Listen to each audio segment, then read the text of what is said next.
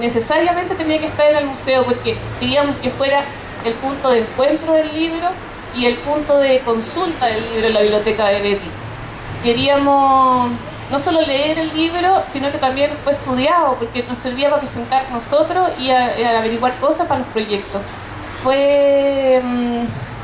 Tenía mucha información muy importante, significativa, y al final termináramos usándolo y ahora después a Patricia para que nos firmara todos los libros que la gente pide y encuentra en el museo, que nos venga a dedicar los libros. Y tenemos la suerte de que Patricia vive en Viña y la pudimos encontrar, y además que la isla pertenece a la región, así que coincidíamos todos en el Museo Fong.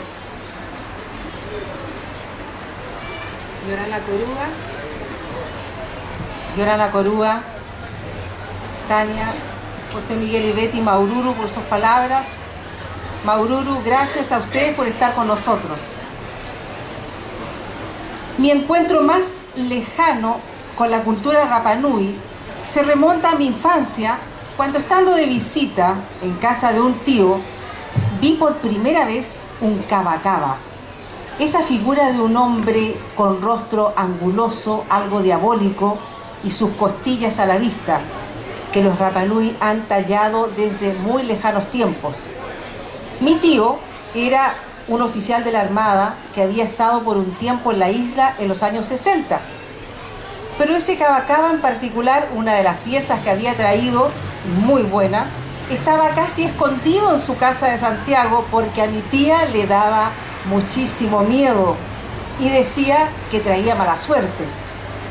Yo miraba la escultura con mucha curiosidad y hasta el día de hoy lamento haber sido tan educada y no habérsela pedido. Pero finalmente, cosas de la vida, ¿dónde fue donada? Al Museo Fong de Viña del Mar, al mismo que hoy me ha invitado a presentar esta segunda edición de Rongo. Por el mismo tiempo, en los años 60, llegó a Punta Arenas, donde yo nací, una delegación folclórica en que se presentaron Violeta Parra y un grupo de baile Rapa Nui liderado por Nico Pacarati.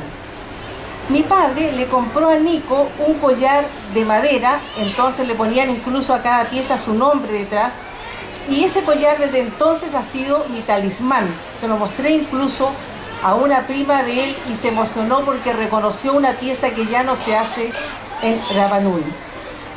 Y aquí viene el epílogo de estas anécdotas. Mi primer libro fue sobre Violeta Parra y el último es este, Rongo, sobre Isla de Pascua. Lo que quiero decir con estas pequeñas historias es que uno ni se da cuenta, a tiempo al menos, cómo en la vida se van sumando y se van encadenando los hechos. El libro se llama Rongo porque esa palabra quiere decir te cuento y significa también al mismo tiempo mensaje, noticia, escuchar, poner atención e incluso el nombre del mensajero, el Rongo. Y el propósito de este libro ha sido ese precisamente, escuchar, poner atención y contar en estas 300 páginas lo que vivieron los Rapa Nui entre dos rebeliones. La primera rebelión ocurrió en 1914 y la dirigió una misionera y profetisa católica lisiada, María Angata. Ella, con una fuerza y valentía notables, arengó a sus seguidores, todos Rapa Nui, para que fueran a sacar animales a las tierras que les había arrebatado la compañía Williamson Barford, porque el pueblo tenía hambre y porque querían hacer una ofrenda a Dios frente a la iglesia. La historia es bellísima. Y la segunda rebelión fue en 1965, liderada por un profesor normalista de 23 años, Alfonso Arapu. Recién en esos años consiguieron ellos increíblemente carnet de identidad. Año 67, recién llegaron los servicios públicos a Rapa Nui, año 67. Pensemos en lo que hacíamos nosotros en ese momento. Ellos no tenían carnet de identidad, o sea, no eran nada, no podían votar, no podían viajar, etc. Cuando lo supe fue cuando decidí hacer este trabajo. Lo que se relata en este libro es una historia de Rapa Nui que no se había contado ni escrito hasta que se publicó a fines del 2010. Quienes hablan, como han dicho mis presentadores, mis destacados presentadores, son los Rapa Nui. Es la historia de la isla de Pascua, pero desde adentro, desde sus entrañas, desde las emociones de estos hombres y mujeres que me abrieron su alma para contarme lo que me contaron. Porque a mí no me interesan tanto las fechas exactas como las emociones vividas y la calidad de testigo de las personas que hablan. Con ellos reí, con ellos lloré. Hice mías sus alegrías y sus desgracias. Porque alegría en Rapa Nui nunca falta aún en los peores momentos.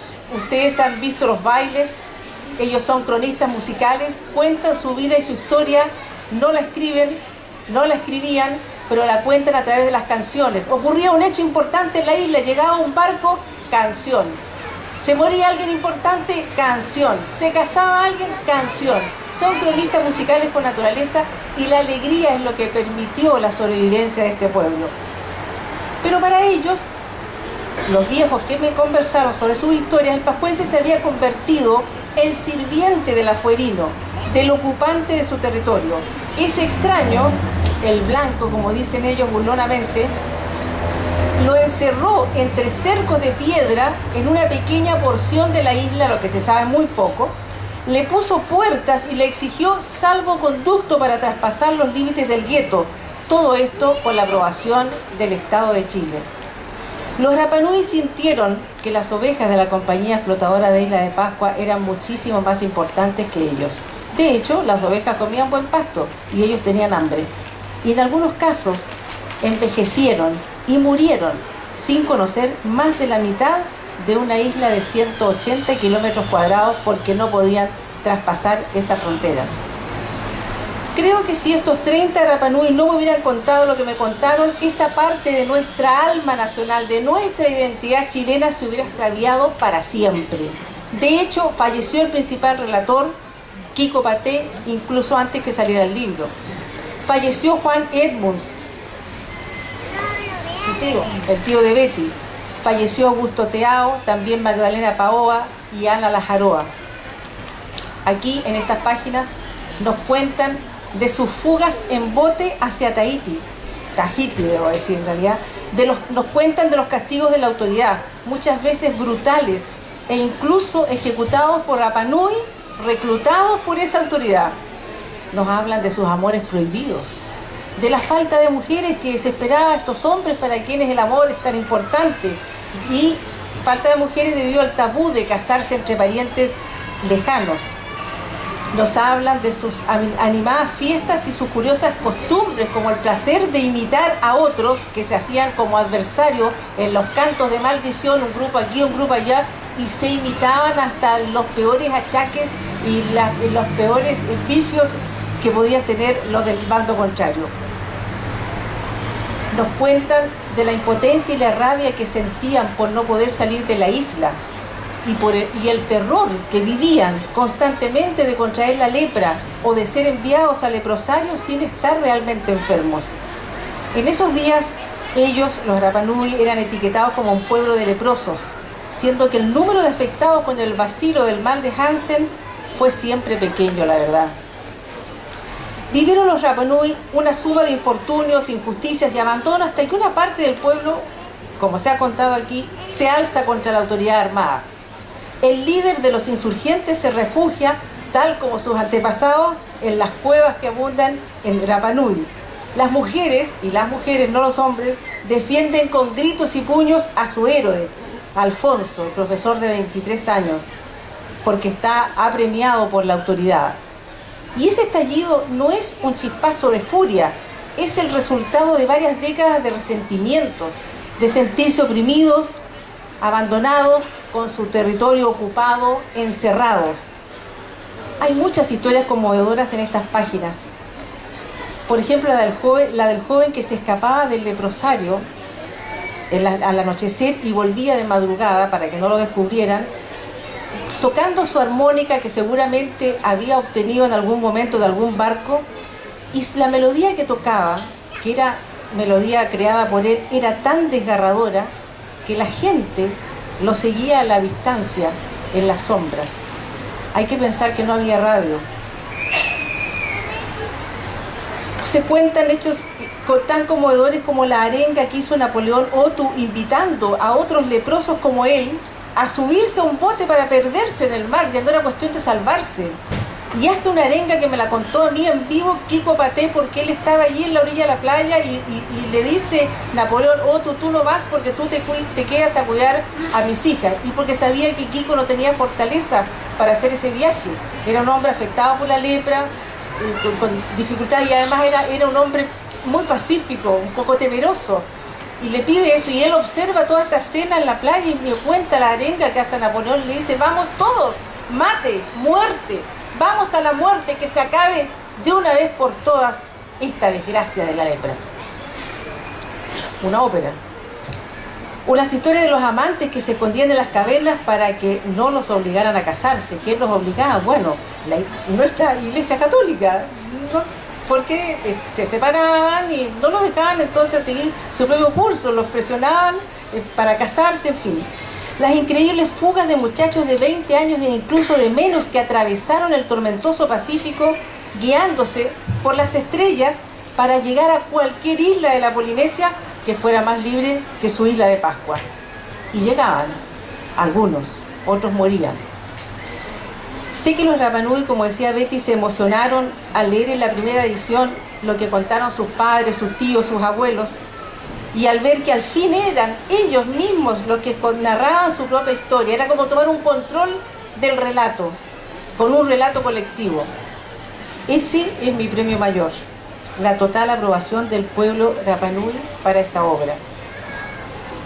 En lo geográfico, estimados amigos, Isla de Pascua es, junto con la Patagonia chilena y el desierto de Atacama, y que me disculpen todos los que son de otras regiones, lo más original y potente que Chile puede presentar al mundo.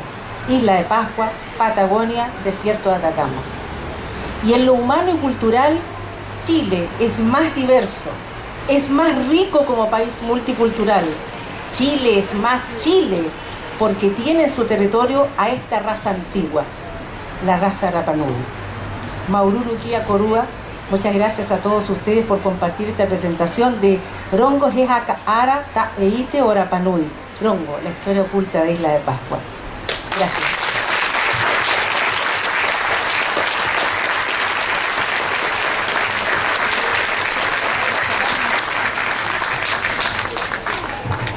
Vamos a estar en el stand de Artequín de la Unidad de Patrimonio.